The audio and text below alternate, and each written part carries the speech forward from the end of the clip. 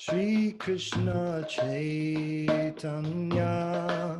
Prabhu Nityananda Shri Advaita Gadadhar Shivasadi Gaur Bhaktavrinda Shri Krishna Chaitanya Prabhu Nityananda Shri Advaita Gadadhar Shivasadi Gaur Bhaktavrinda Hare Krishna Krishna Krishna Hare Hare Hare Rama Rama Rama Hare Hare Hare Krishna Krishna Krishna Hare Hare Hare Rama Rama Rama Hare Hare Hare Krishna Krishna Krishna Hare Hare Hare Rama Rama Rama Hare Hare Hare Krishna Krishna Krishna Hare Hare Hare Rama Rama Rama Hare Hare Hare Krishna Krishna Krishna Hare Hare Hare Rama Rama Rama Hare Hare.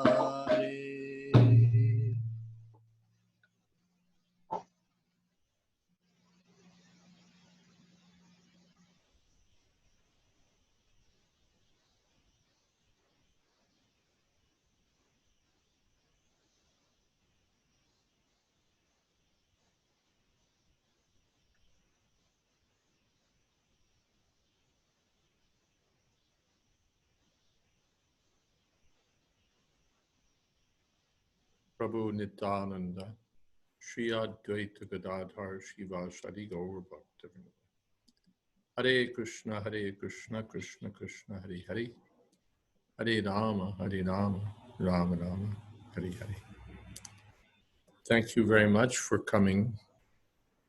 As I mentioned, we'll be a little short tonight, not a little, we'll stop at 7:30 in order to allow time for Tuako's program, which starts early just today. Krishna Nandini will be speaking today, and this fits her schedule. In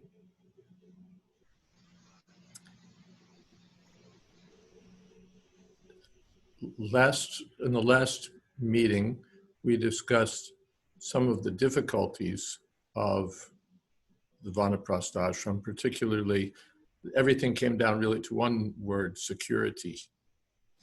How will I live? How will I how will I be able to support myself, or what happens in case of health issues? Many different questions about security. I'm not going to address those today. We talked about them a little bit, and we can circle back and talk about them again. But especially given that this is a shorter session, I'm going to revisit those topics later, and maybe visit them several times. Today I said that we talked about some no-risk things that one could do. Let me begin by saying that in the Vanaprastha ashram, the main thing is a change of consciousness. That's not to say that there's nothing external that changes. There is, and there's a lot. But the underlying force is a change of consciousness. That's what actually makes one a Vanaprastha.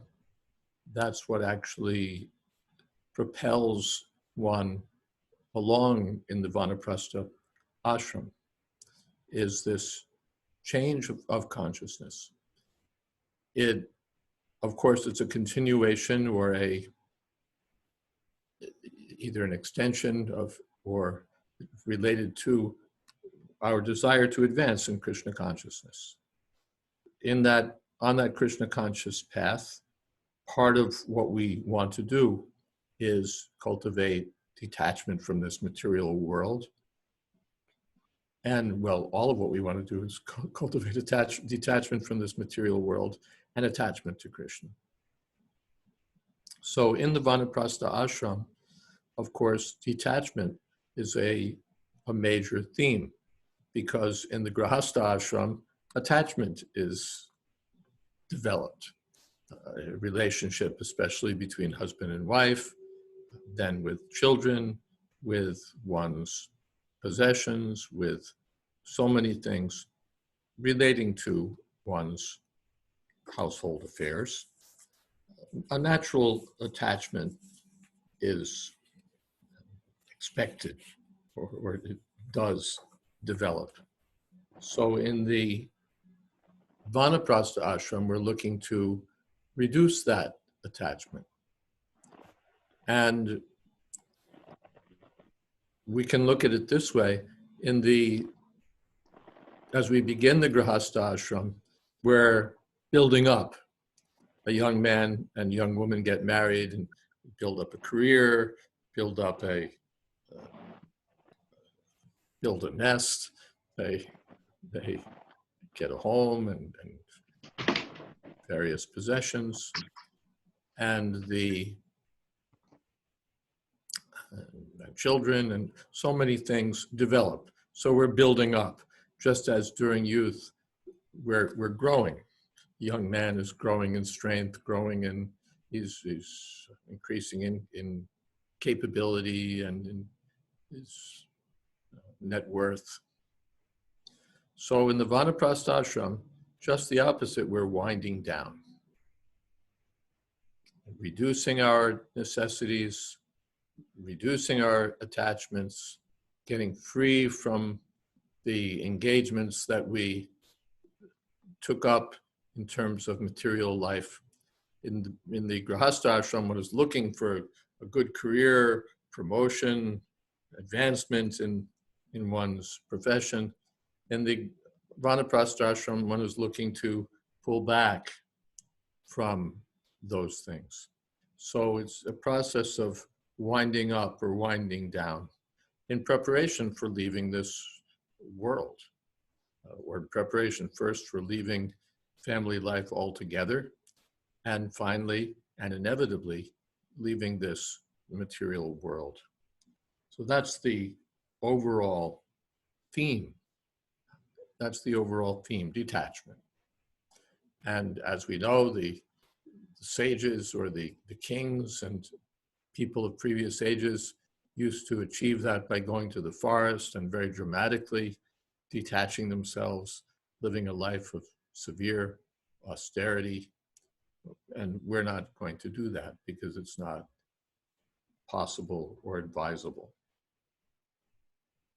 But there are things that we can do.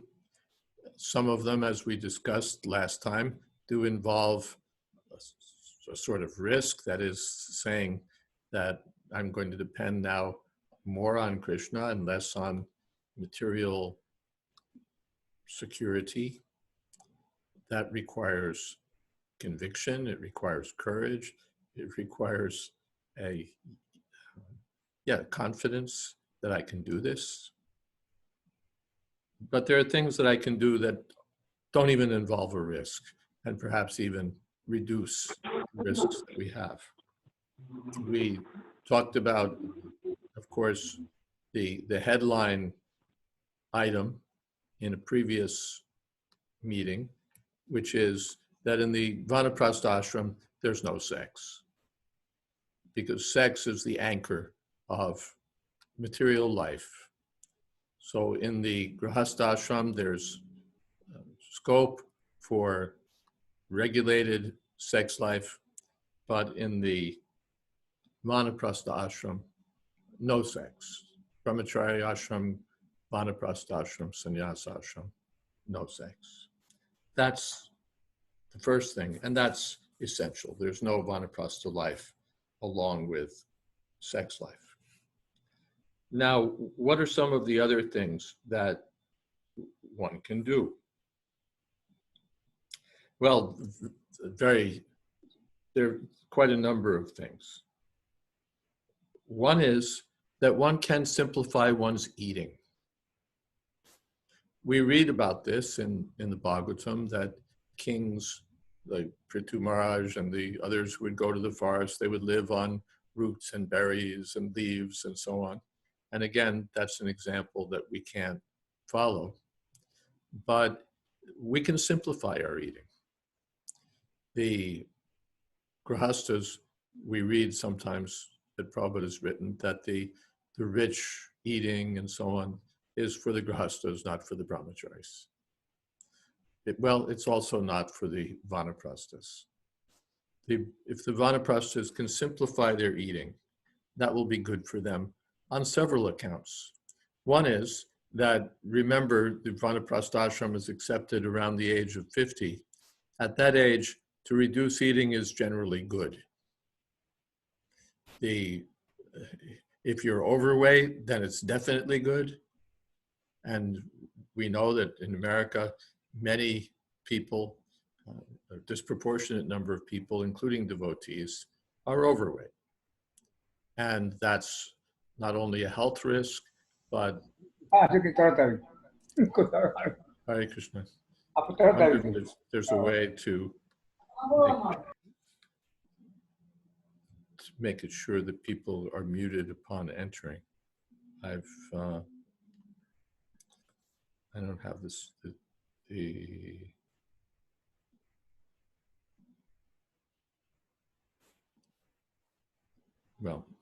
power at the moment to know where things are.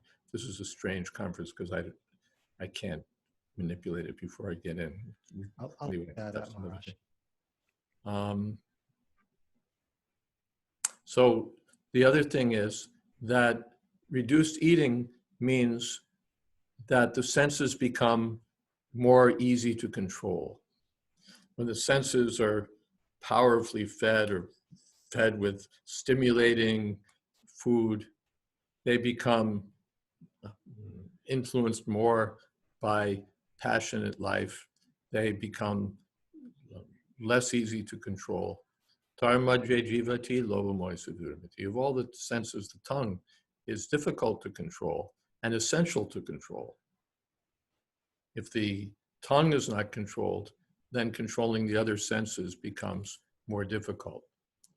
Therefore, we control, and this tongue has two functions, tasting and vibrating.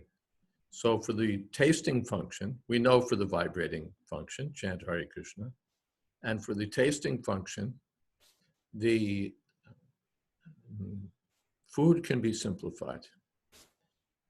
If we are accustomed to sometimes eating food not offered to Krishna, that we should now change. Sometimes in Grihastha life, we're working so many things and we eat anything vegetarian. But this what we can do, that just Krishna Prasadam, that simple vow will help us. And then also, if we can eat, first of all, at scheduled times, not sort of the American snack as you go along style, but eat in a regulated way, that will help us. And eat simply. That means that the rich foods, the gulab jamuns, the sweet rice, they're described in Bhagavad Gita. What is that? All ati. I'm not going to look it up because it'll take too much time. But lavanatyushna tikshna ruruksha vidahinaha, food that's real hot, real sweet, real sour, real salty. Those kinds of foods are impassioned. They stimulate the tongue. Well, that's what we want to stop doing.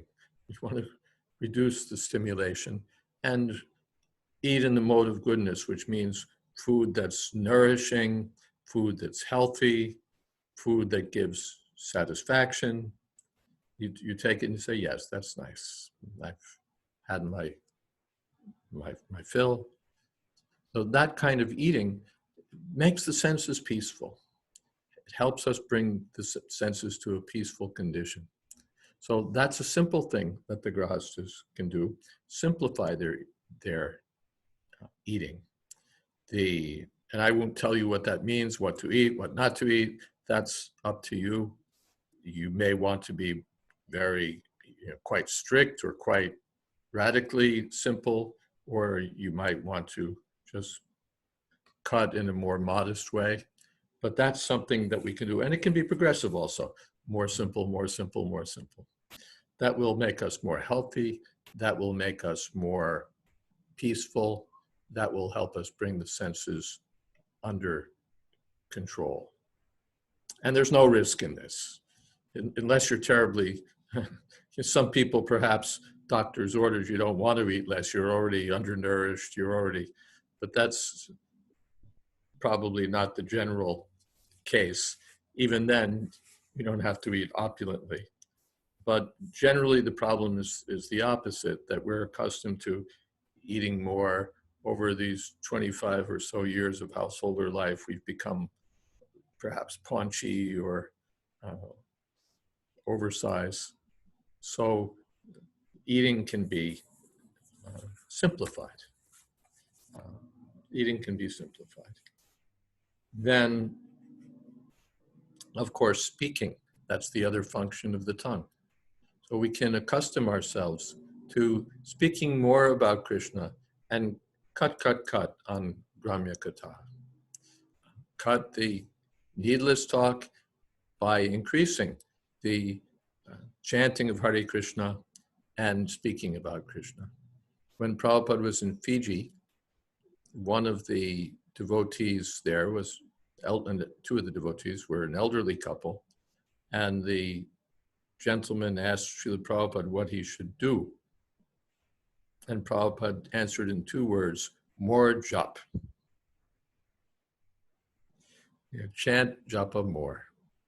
He was, of course, from Indian, Fijian background, so perhaps it was already there in the culture. But a devotee who's been chanting for so many years, it's in his culture. More japa, that's one thing you can do.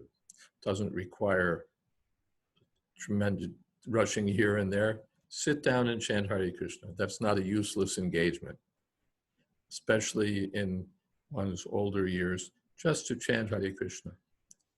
More japa, increase your number of rounds. That's something you can do. Not that you may do, that may not be what you do. Maybe you do something else by which you engage your full time in Krishna's service. But the idea is to engage the tongue in Krishna consciousness. To his wife, by the way, to the gentleman's wife, Srila Prabhupada gave the instruction to be always engaged in the service of the deity.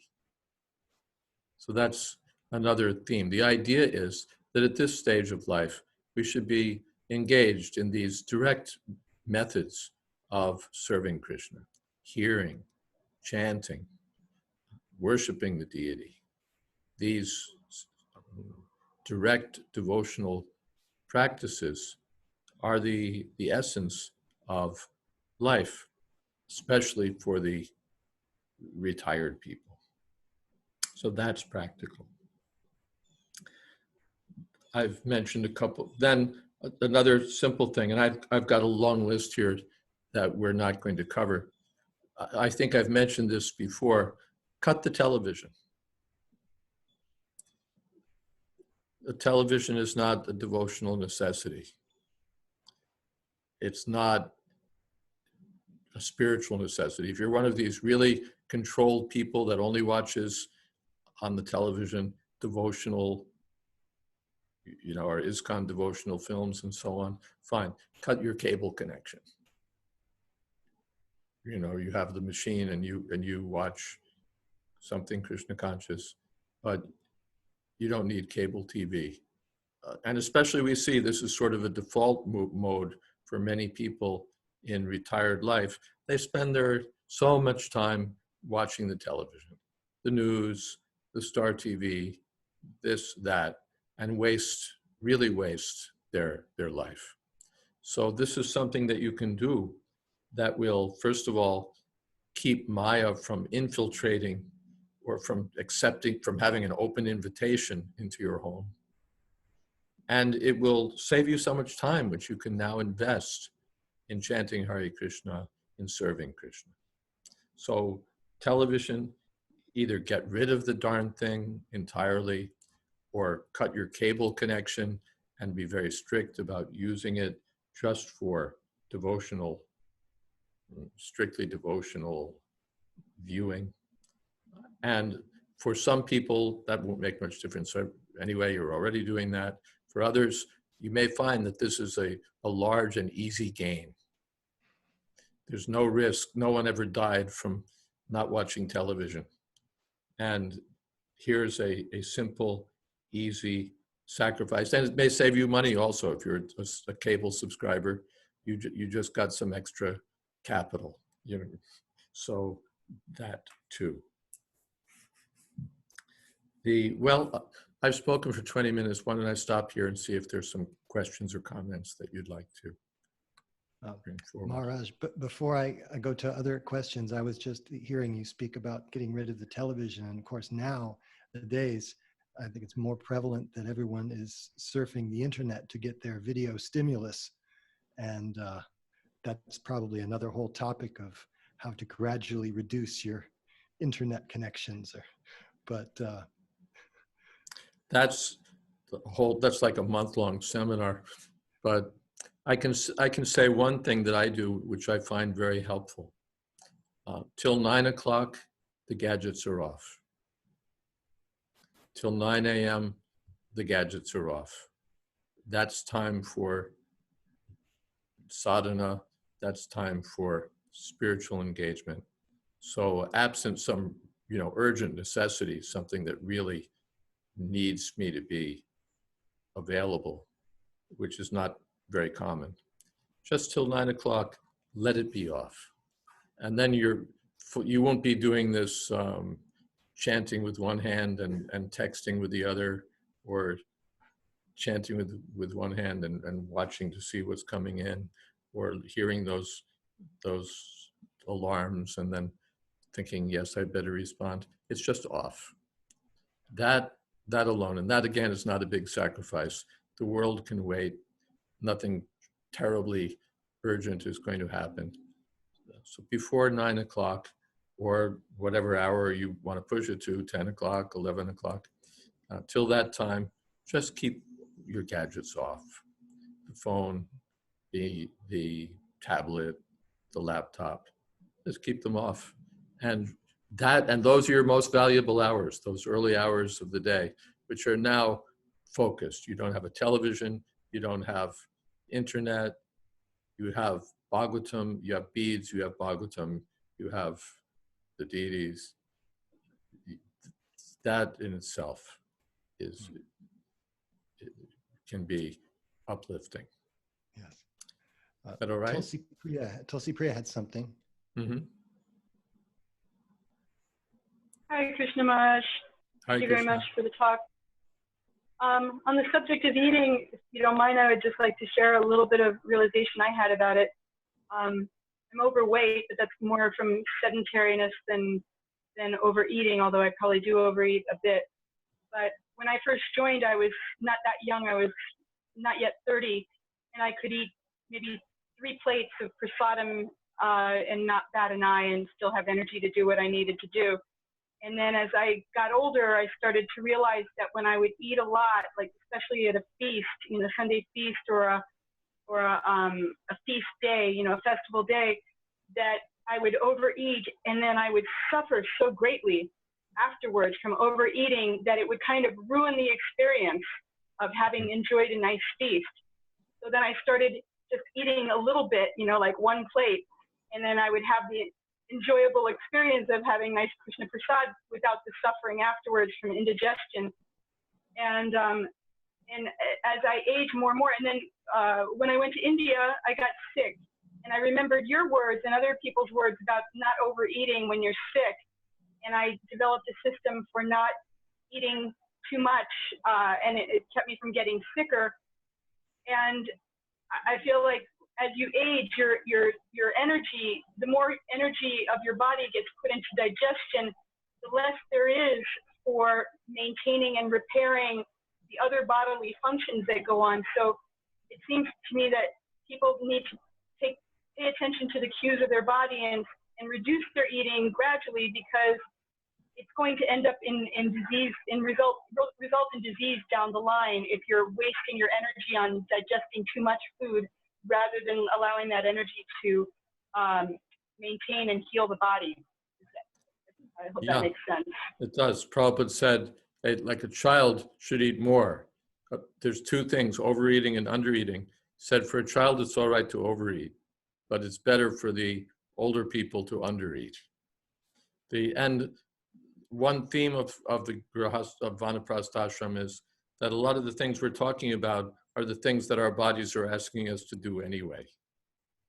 Mm-hmm. The things that are consistent with the direction our body is going.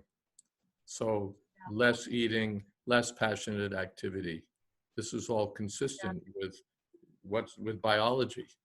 And people are trying to defy biology so that they can enjoy into their old age. But if they'll be more in tune with just nature, forget spirituality, then they would be following these recommendations anyway. And what to speak of having a spiritual aim. Sorry, I think people get into habits, you know, based on culture or just whatever's convenient during a certain phase of life. And we have to not be attached to our habits. You know, like I used to eat pickles and very spiced foods with lots of chilies, and now I can't. I started getting indigestion from those things, so I don't eat them anymore. But if you have that habit, I think a lot of people will tolerate the suffering because they're just used to it and they like it. So you really have to pay attention to what your body's telling you. And from a practical point of view, that may also have to do with what you stock in your house, because we do what's convenient. So if your program is that you want to change your eating, then change what you stock also. Not that, anyway, so many things are said about how to control eating, but we won't get into the details. There's 100 seminars about that. Thank you. Thank you. We have a little bit of time left, just a couple of minutes. Would someone else like to say something or ask something or contribute something? Good question. Mm-hmm. How long is this seminar going to last for? Well, my joke was it's till everyone takes sannyas. But it's open-ended. When we've covered as much as we want to cover and there's nothing more that we really need to say, then we might as well stop. But I'm not going to fit it into 5 lessons or 7 lessons. Well, maybe that's lazy of me, but that's my thought. Yes, Kamalini. I would say if it ever ends, then we can have a new seminar called The Dying Adventure. Mm. You know, like actually it's going to be quite an adventure. So, you know, to kind of embrace it and, you know, and kind of plan for the future, next life or whatever. Yeah. And make it an adventure rather than such a fearful kind of dreaded event. Yes. So I'd like to see that seminar after. Yeah, it's a good. Of course, Vanaprastha ashram is also part of that adventure too, because we see death coming, and so we're basically saying, all right, let's. We know we're going to have a rendezvous down the line. So we want to be ready for the, I have a mantra that death is acceptable. You know, the world is running away from death. And of course, that's natural, but death is acceptable. At a certain point, death will come. And the main thing is to be spiritually prepared, to be Krishna conscious, so that at the time of death, Ante Narayana Smriti, we can remember Krishna. Thank you, Kamalini. Very practical. Thank you. Valuable, sensible suggestion. We're at 7:30. As I mentioned, Krishna Nandini, who's facing death right now, she's in hospice care in Vrindavan, will be speaking on the Tuaco channel. She's back home now here in North Carolina. Oh, that's right. She's back in North Carolina. The treatment was excruciatingly painful in Vrindavan. Yeah, her children all bought her a house, and some of them are living with her to help take care of her. So she'll be speaking on the Tuaco channel. So we'll close down this meeting so that we're not overlapping. And then next week again, we'll continue and we'll have, Krishna willing, the full hour. Thank you all very much. Hare Krishna. Hare Krishna. Thank you, Maharaj. Thank you. Srila Prabhupada ki. Hare Krishna Maharaj. Jaya. Hare Krishna. Hare Krishna. Jaya. Jai. Haribol. Haribol. Haribol. Haribol. Jai. Thanks, Maharaj. Right. Thank you. Hare Krishna. Haribol. Hi, Maharaj. Hare Krishna. Good evening. Good evening. Oh, Tukahan. Good evening. Hare Krishna. Hare Krishna. Here, look, gallery.